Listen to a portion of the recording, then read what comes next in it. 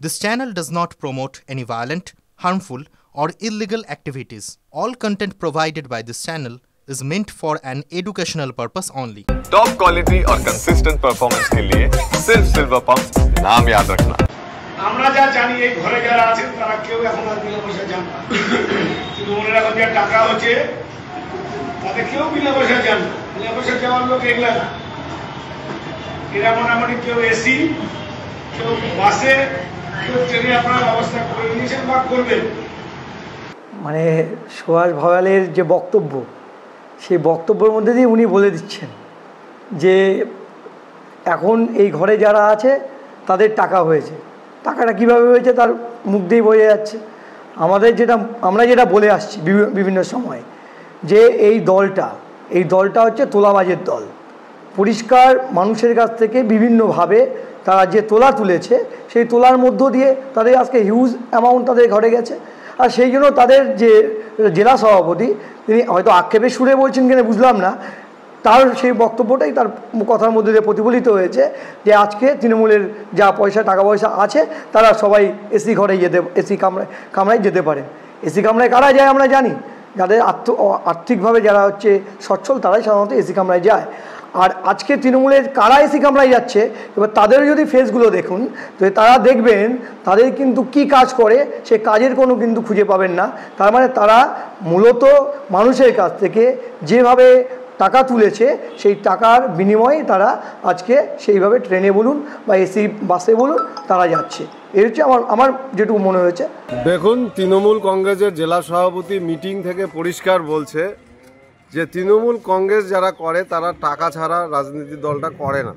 কলকাতার মিটিংয়ে বিশেষ করে টাকার বিনিময়ে তারা লোক নিয়ে যায়। এই থেকে পরিষ্কার যে তৃণমূলের টাকার উৎস অবশ্যই আর সাধারণ মানুষের অধিকারকে চুরি করা।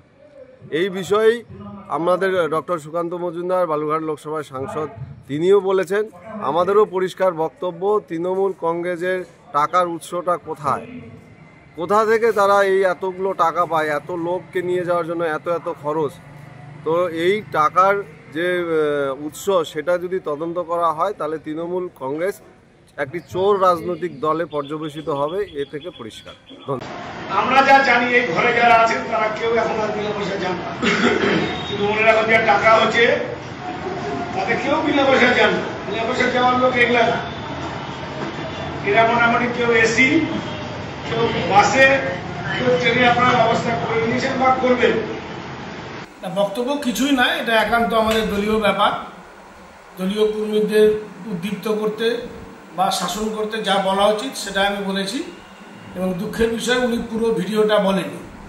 আমি যেটা বলতে চেয়েছিলাম যে আমাদের কর্মী সমর্থকরা নেতারা অনেক সময় নিজে চলে যায়, কিন্তু কর্মীদেরকে যেন এবার নিয়ে যাওয়া হয় সেই বিষয়টা যেন প্রত্যেকে সুনিশ্চিত করে যে যেভাবেই যাক কিন্তু সঙ্গে কর্মীদের নিয়ে যেতে হবে। এবং আমি আশা করব সুকান্তবাবুর যদি সাহস থাকে আজকে কাউকে দিয়ে দক্ষিণ দিনাজপুরের কলকাতাতে যে ট্রেনটা আসে সেটা যেন দেখে যায় যে কি পরিমাণ লোক দক্ষিণ দিনাজপুর থেকে এসেছে। অতীতের সমস্ত রেকর্ড ভেঙে দলে সমস্ত কর্মীরা নেতারা একসঙ্গে কলকাতা এসেছে, যেটা আমি চেয়েছিলাম যে শুধু নেতারা আসবে কিন্তু কর্মীরা আসবে না, এটা যেন না হয়। এই বিষয়টাকে সুনিশ্চিত করবার জন্যই আমি বক্তব্য রেখেছিলাম। উনি আমার ভিডিওর অল্প একটু অংশ টুইট করেছে এবং তাতে তার নিজের বক্তব্য বসিয়েছে। ব্যাপারটা আদৌ তা নয়। আমি সমস্ত লিডারদের প্রেশার দিয়েছিলাম যে তারা যেভাবে যায় পাশাপাশি সাধারণ কর্মী সমর্থকদের যেন সেভাবে নিয়ে যাওয়া হয়। এবং আমি একটা সভায় না, প্রায় প্রত্যেকটা সভাতেই নিয়ম করে বলেছিলাম, এবং তার ফল আজকে আমরা হাতে নাতে পেয়েছি।